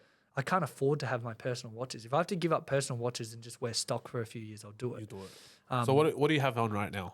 So it's just this one's a Rolex GMT Master 2. Yeah. This is just stock. Yeah. I'm just wearing stock because I want to sell it off my wrist. How much is that going to go for? Hopefully it goes. Hopefully it goes to 16K. Hopefully I sell for 16. Hopefully I sell that for 16. Who wants it for 16? Yeah. Hopefully I can get that moving for 16 straight off my wrist. That'd be nice. Box papers, everything. Yeah, it's got the works. But yeah, I don't know. People think that, but I'm happy to rotate stock until I'm genuinely there. I'm not trying to be anything. I'm not. Not that I say I've got 10 rollies, because I don't. Yeah. My money's in the business. Yeah. Churning over in the business. I love that because so many people flash so early, right? Yeah. Like look, you see me in my videos. Sometimes I wear AP. Sometimes I have this. Double wrist. Yeah, that 100% Apple Watch and that. Yeah. But yeah, the Lunga's coming. The Lunga's not cheap. So, but when I feel like I've earned it, I've got there. Yeah. Is the Lunga going to be bought? Is it going to be bought at retail or is it going to be? Yeah, from Hong Kong. Oh wow. Hong Kong. How much does it go for now? Retail is probably 60,000 AUD. Resale at one stage, people were trying to resell these for 100. Wow. It was crazy. The steel blue, but they probably trade in Australia probably around the 80 mark now. That's probably where they're sitting. But it's not about literally for me. It's not about the money. It's not about the money. It never is. I think for watches, same thing. Like this is. It's like a 95, right? And I think it's a June, so I'm a July birthday, so it's literally almost the best I could find. Yeah. What day in July? I'm July 1. Oh, okay. What about you? 6th. Oh, you're 6th? Yeah, oh, shit. My dad's 7th. So very close. Oh, yeah. So very close. Oh, sorry. He's 8th, not 7th. It's very, very close, which is really cool. But yeah, for me, every year, it's like in the financial year, it's tax time. I'm like, 100%. Bro. Literally, my birthday marks. It's time. Bro, it's the government sends me a letter. You got to pay this tax. I was like, fuck. 100%. So you're 95. So you're 30 this year. Yeah, I'm turning 30 this year. Big year. Big 30. Yeah, big 30 this year. Yeah. Because I guess, obviously, you've got me on. But I haven't spoken to you in ages. Yeah, it's been. I don't know what. I know you're hustling because when I met you, you were hustling. But now you got a fucking podcast. What obviously you're turning 30 this year. Is there anything like big plans, for your 30th? Anything that you feel like you wanted to achieve? I think, or you've done? Bro, that's a fucking great question. I love how you switched it back on me now. How many businesses are you running right now, and what are you doing in particular? Because I know you've got a lot going on. Yeah, so I've got a lot going on, and I think what I really learned this year, it's actually really hit me this year. It's kind of like, okay, I'm turning 30. It's kind of like, okay, now it's kind of time where you're entering that middle stage of your life where, for guys, that 30s is where you start to kind of really build. 100%. And I feel like, honestly, for me, being 30 this year, it's my starting point. I feel like I've gotten to a starting line. Like, yeah, it's good. You've made money. You've built businesses. But the whole 20s to 30s journey for me was experience. Much like yourself, you learn this experience. You earn the respect. Like, you do the hard hours, bro. I've been working 16 to 18-hour days since I was 15 years old. No stranger to it. Same thing like you, 3 jobs.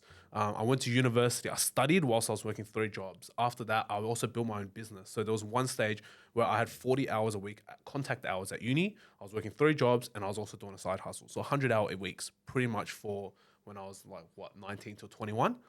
I went overseas. I slept on the floor with my cousins at my cousin's place, watched him build his startup, did all of that. Same journey, bro. Earning the respect, doing the grunt hours, doing everything that I could, earning my place amongst people that could see that I had more potential than what I thought I had. And props to those people. Very grateful that I had the experiences that I had. But for me, this year was kind of like, evaluating where all the businesses are right now. I would love to build a $10 million business, $20 million business, and I'd love to go for a big exit, right? And that's kind of the things that I want to build. But also at the same time, I realized now that I'm 30, I have, over 15 years of business experience. I want to help a lot of people. That's where I have the marketing agency. I want to help a lot of people in terms of, mentorship, all of that sort of stuff. It's a massive passion of mine. I've trained so many interns in my time. I've mentored hundreds of people, thousands of people. I've spoken on big stages, done all of that. I realized this year for me at 30, it's kind of find the ideal businesses for you. Do not spread yourself too thin. And then rather than building multiple businesses, so, the biggest thing that I did in the last 5 years, I built 3 businesses. All of them became $1 million businesses, all in under a year each in 3 different niches. So me, I was like you said, you have to earn it. You have to duplicate it. You can't just have one season that's good. So 25 to 30 was figure that out. How can I make sure that what my experience is duplicable? I can apply it to any business that I want and create a similar amount of success. We've built some of the most viral brands on TikTok. We've done over 1 billion views in our businesses. We've done, just over $10 million now in the last 4 years. So it's kind of like, okay, cool. What's the next step? And for me, 30 to 40 is going to be, okay, it's a multiplication years. Yeah. And that for me is really refine down on the 1 to 3 things that you really want to focus on. Don't overextend yourself and build a fantastic team, like you said, and bring the right people with you on that journey. And then this is your multiplication, your scale years. And that for me is this year. I'm going, okay, what businesses do I need to pull back on? Maybe even scrap or sell entirely. And then what businesses do I need to focus on? And what are the new projects that I feel will have much bigger potential that gives me 100x leverage? And those are the things that I can go now, instead of back in the day, bootstrapping everything, spending a couple $100, because I never had money either. My parents weren't very successful. They failed a lot of business growing up as well. Like we ate from bins was like our early story. And over the financial crisis in 2008, we struggled a lot. Learning from all that experience now, taking it for myself is kind of like, okay, cool. I used to start businesses with $1,000. Every business I've started till date, except for Fluid Project, was $1,000 business. So we turned, for example, Cheeky Glow from $1,000 business to a $7-8 million business in like 3 or 4 years. $1,000, that's what we started with. So now it's kind of like, okay, I can do that, but I don't need to invest 1,000 anymore. I can start businesses with 10, 20, 30, 50, 100, 200 grand if I wanted to. What am I going to do? And so that's kind of where 30s is. This year, I think for me, is a huge year where I kind of finally step onto the starting line and make some big boy moves. Yeah. And really, put my money where my mouth is and really like kind of, okay, I'm going to do this. Same thing like this podcast studio. This studio you're sitting in now has probably cost me about 80 grand, just in the last 3 months. And I could have gotten a nice watch, I could have gotten a llama, but I chose to invest into my studio. I chose to invest into myself. Yeah. I chose to invest into equipment for my people. I chose to invest into these things. And now I'm learning about AI and learning about like how I can implement AI agents into my business so that I can, even 10x the growth there without needing to hire people. Because ultimately in a business, as you know, dealing with people is a journey. You train them, they leave you, or you build people, or they're here for the wrong reasons, poor intentions, yada, yada, yada. How can you actually make it efficient so that you hire people to do the thinking instead of rather just being on the tools? And when we can figure that out, it will completely change the game. But yeah, 30s is all about like starting line, make bigger moves and make bigger and more scalable moves. Yeah. That's what. Well, what do they say about your 20s? They call it the defining decade, I suppose. I suppose the people that you meet, the things, the groundwork that you put in, all the things you do, whether you're working hard, whether you're not working at all these things that happen, whether you travel, all of these things that happen in that decade between 20 and 30 are really setting you up for your 30s. I agree. And I think it is proven, if you have a look, don't get me wrong, I could be wrong, that the study shows that the ones that have done those things in their 20s have made their lives so much easier in their 30s. Opposed to the guys that probably didn't try and do these things. They just sort of kicked back. I'm 20, I'm young, this. But then when you kick into your 30s, you're like, fuck. You got to build. Yep. You got to do what you potentially could have done in your 20s. So I think you're right, man. Like I feel like right now what I'm doing is I'm networking, doing all these things, building. I don't think I'm there yet. And then when I get to 30 and I have done a lot of things I need to do, then it's just multiplying that. Because now you switch on, right? Because at 30, you can just be like, fuck, over the last 10 years, I've built my network. I've made some money, maybe not an extravagant amount of money, some money, right? Like people think, oh, if you make $1 million, you're doing great. It's honestly not. In this economy, in the cities that we live in, Sydney and Melbourne, it's fucking expensive, bro. Man, $1 million gets you nothing in Sydney. Nothing. What property can I buy for $1 million? Maybe a 2-bedroom apartment. So it's like, there's no point. Like $1 million is nothing, but it is a starting line for something bigger, right? So if you can turn $1 million into 100 mil over the next 10 years, that's where the money's at. But from 0 to $1 million, it's kind of like the starting point. To a lot of people, it might sound arrogant or whatever. They're like, oh, fuck, $1 million is a lot of money. But honestly speaking, speak to anyone that can afford the big watches, afford the big properties, etc. But $1 million is like the starting point. You know, it's like pocket money. And we need to also develop that mindset of scale as well, which I don't think people realize. They go, you know, I'll be great if I can do 100K or if I can save 100K, whatever it is. But when we're in the game of business, you know, like you'll own at any one stage, maybe $2 million of stock. That's literally 2 mil, bro. Like right in front of you. If you liquidate that, that's 2 mil cash. You know what I mean? But you got to set the bar high, right? 100%. Like what's 2 mil cash? How fast can you spend that, bro? You'll go do 30 deals tomorrow and it's gone.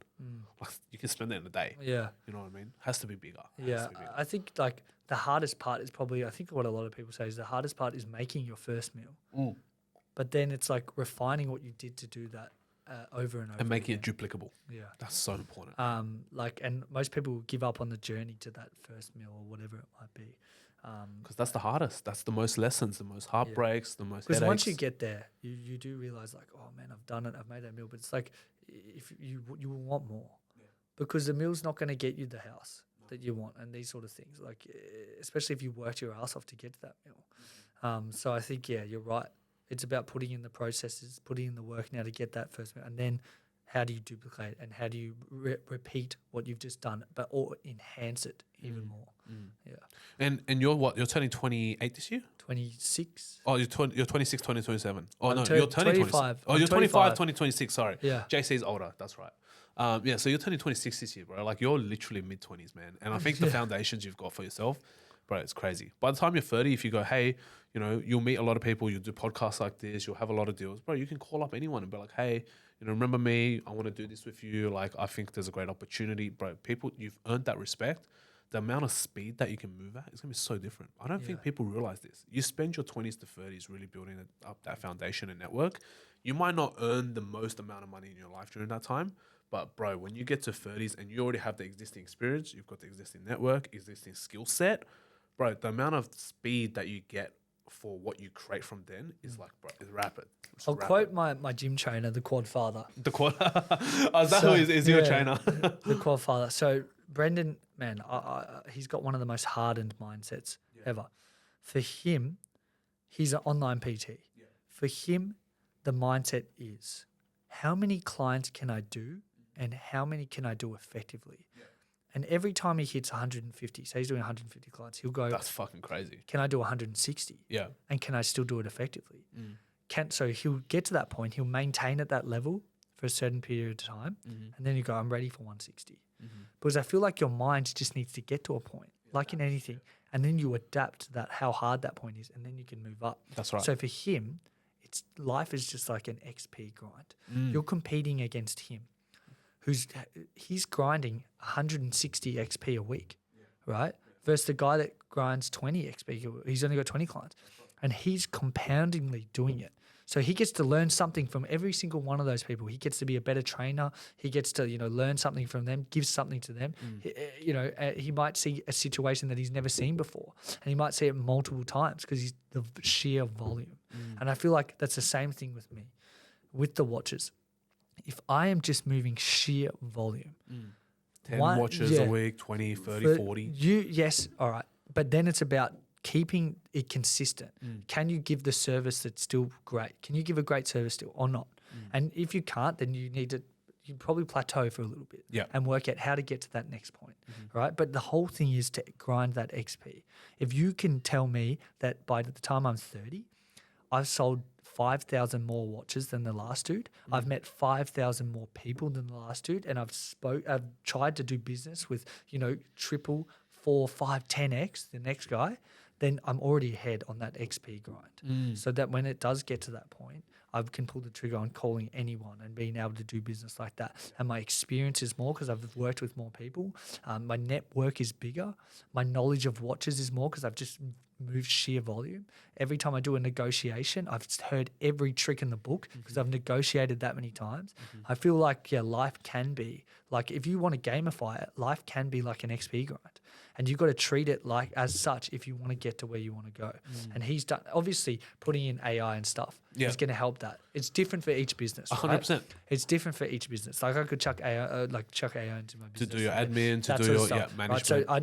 So I don't want to take away from AI and those sort of things because you should be using those, right? But for Brendan, his next step is he wants to be the best, and if he can show people that he's doing 200 clients per week, then he's going to attract the best trainers in the world. I agree. You know what I mean? Not just the best trainers in Australia. He's going to, when he's ready to scale his business, he'll have people knocking on his door. Can I work with you? Can I? And then by the time he's got the XP behind him, right? He's trained that many people, the network, everyone. He's got the clients. He could do any business after that. He wants to open a food truck. He can open a food truck. He's selling his course to some of the high net worth guys in Australia. Then when he's ready to scale, when he's ready to actually do those things, he's going to make bank. 100%. He can be the next Ashton Hall. 100%. Just watch his face every day. 100%, man. But that whole thing is the XP skill grind. Agreed. Right? And yes, AI does come into it. Like there's some things that you just shouldn't skill grind that hard, right? Correct. But obviously do your due diligence. Make sure that you're actually grinding on the right thing. You're not just fucking doing retarded stuff. Like you need to make sure you're doing the right thing. But for me, that's how I think about it, right? I agree. Yeah. I think life is a game. I always talk about it. Life's a game. The whole point of 0.01 is because, every game there's like a top 1% club, top 0.01%, like whatever it is, right? And same thing when it comes to high level competition, the winners win by 0.01% of a second, a percent of a point, percent of a whatever. It's the minor differences that make people the best. And I think this skill grind aspect that you're talking about is so important because people don't realize that, right? We always know, like the classic saying is it takes 10,000 hours to become a master of any sort of skill. If you were to break down 10,000 hours into 8-hour days, it'd take 4 to 5 years. Diligently 7 days a week to becoming that master at one certain skill. And I think a lot of people don't realize the amount of time it really takes to become an expert. They think they'll do something for 2-3 weeks and they're like, yeah, I'm fucking good at this. Well, it's like just using like you're playing a game online, you're playing COD, or you're playing, let's say GTA or something. You use the cheat codes, 100%. right? You're killing it. You're gonna get bored after a while because you literally just cheated. That's right. You've cheated. It gets boring. No one can beat you because you have every cheat code on. You haven't earned it. You haven't learnt the lessons that it took to actually get to that point. It's the same in life. If you take these you cut corners, you cheat, you're not going to be where you want to be. It's not sustainable to keep cheating and doing these things, cutting corners for a long period of time. Eventually, you're just going to have to put in the work. Yep. And the earlier that you can learn to do that and find that mindset, the better. Yes, I agree. And nothing beats hard work, right? I mean, I was never, I was smart, but I wasn't the smartest in my school, whatever it is. I think there's a lot of guys smarter than me.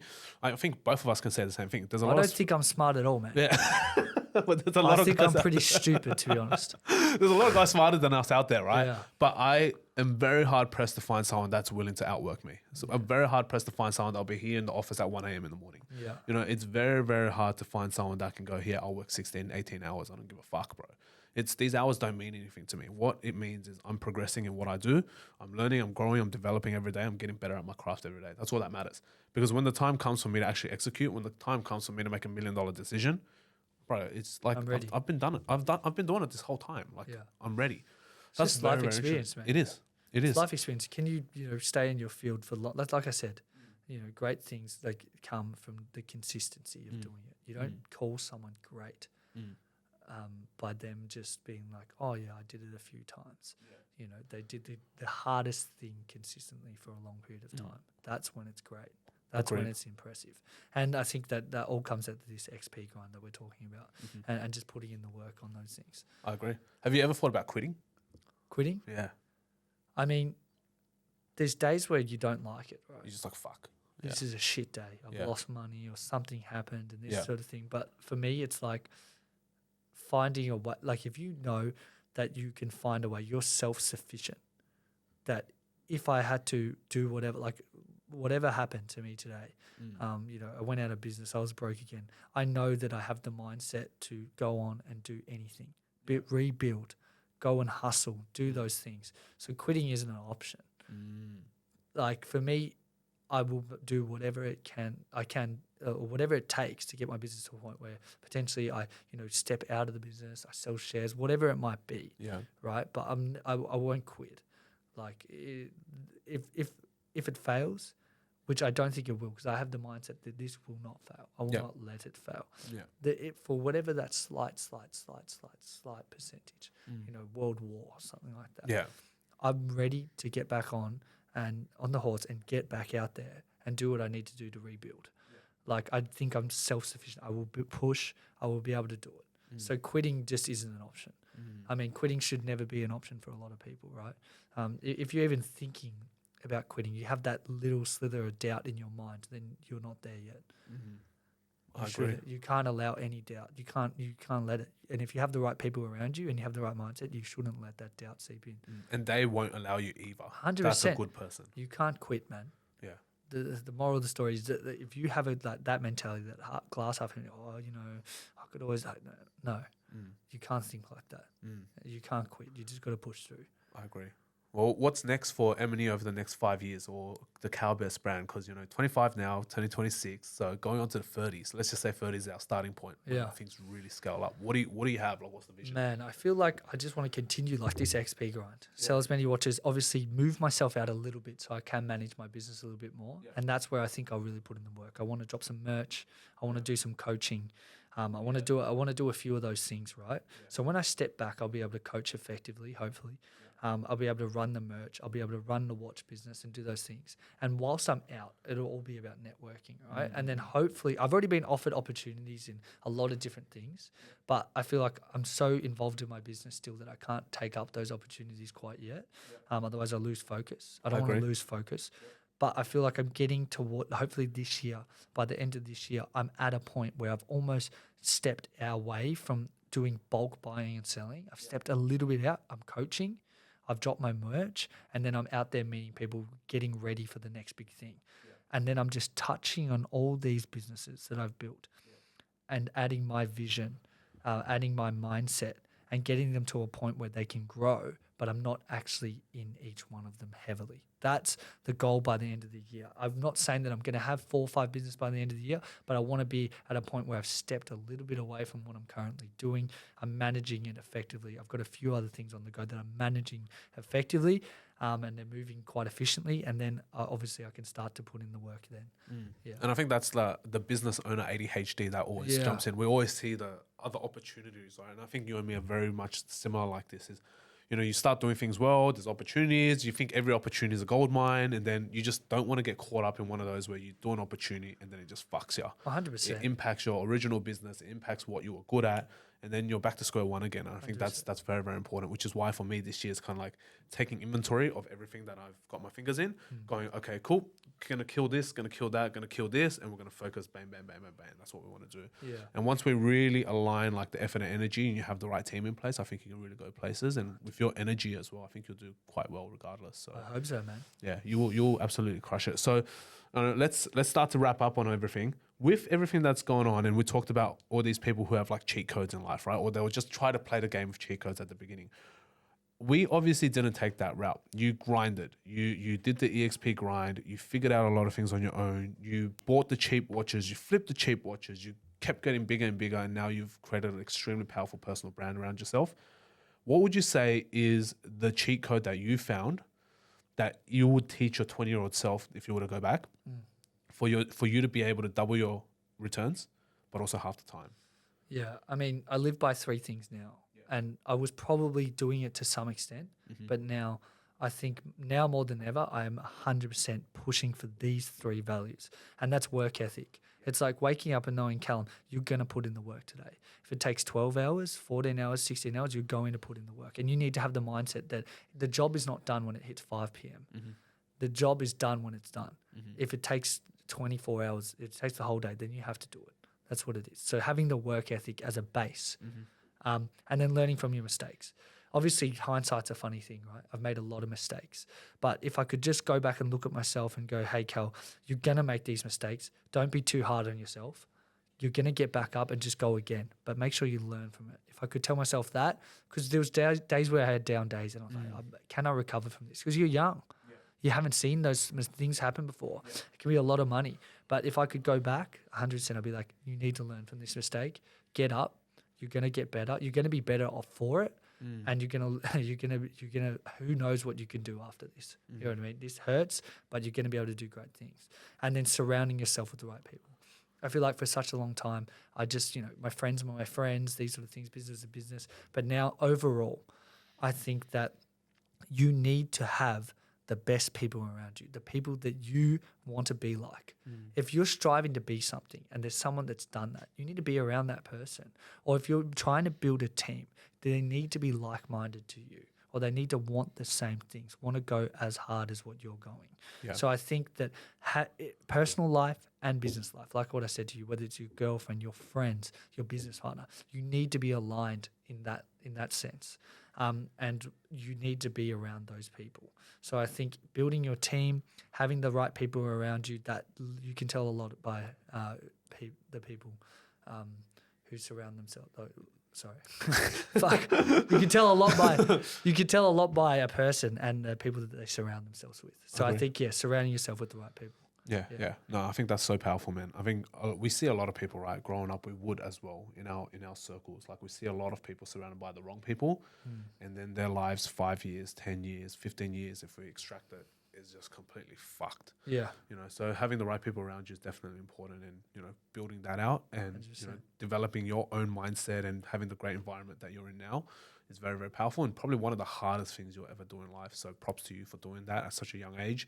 25, I love it, bro. Like, you're 5 years younger than me, and I'm always envious of like the younger generation that come through and absolutely smash it, because sometimes I sit here and I go, fuck, I really wish I was born 5 years later and really into all the tech now and all the environment that we have. But it is what it is. That's the life we're given. Hindsight's a funny thing, man. And the thing is, realization of knowing that you're here now, it's like, and maybe you know that you've made those mistakes there, but it's like, that molded me into the person I am today. If that wouldn't have happened to me, or I wouldn't have done that, then I wouldn't be where I am today. And it's just knowing that, those mistakes happened, but you know about them now. So improve, get better. Don't sit here and be like, hey, oh man, I'm sad, I'm angry. How about brush all those things off, get back up and get to work.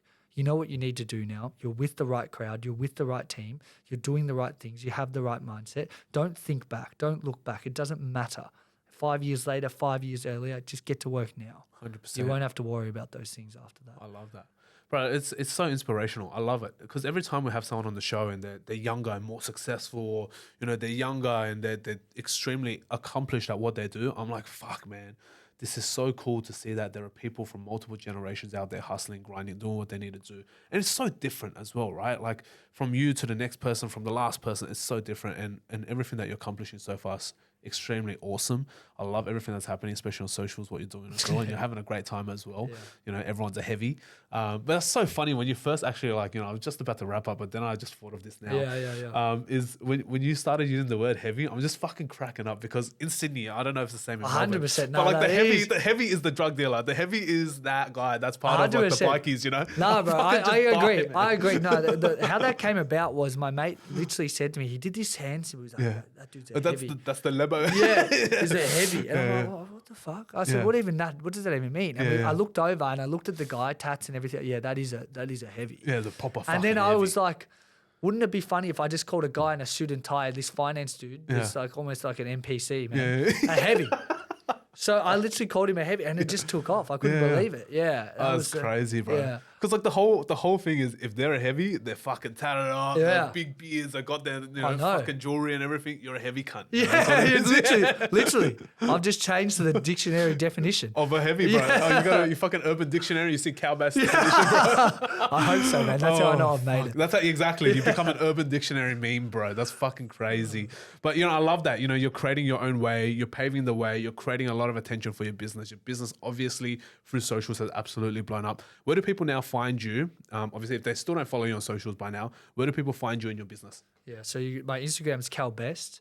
Our website is eminia.co. So yeah, I've got both those platforms. You can reach out to JC, Alex, or I on all social media platforms as well. So feel free to reach out and do that. Amazing. And if you guys ever want to buy a watch, well, hit up Cal. 100%. I've already bought 2 from them. Buy, so sell, consign, we do it all. 100%. And I love it. They have such great service, good photos, and great pricing as well. So I think it's really awesome. So Cal, thank you for coming on today's episode. It's been another episode of 0.01 where we unlock the cheat codes of life. And, Cal's being absolutely astonishing at everything he's accomplished this year and last year and, the last couple of years in building Eminia. So very proud of you and what you've done. Love watching the journey. Always great to support another Asian who's now, I found out he's fully whitewashed, but, but it's always good. And yeah, absolutely. Thank you guys for joining us on another episode, and we'll see you on the next one. Make sure to follow all our socials and tune in. Take care. I hope you have enjoyed that episode of 0.01. Make sure you subscribe to our YouTube channel and follow along on all our socials at 0.01 Podcast to watch all of the shorts again. We release an episode every single week, and we hope you will join us as we continue to explore the minds of those who make up the 0.01%. Until next time, keep hustling. I'm your host, Alan Fu. I'll see you on the next episode.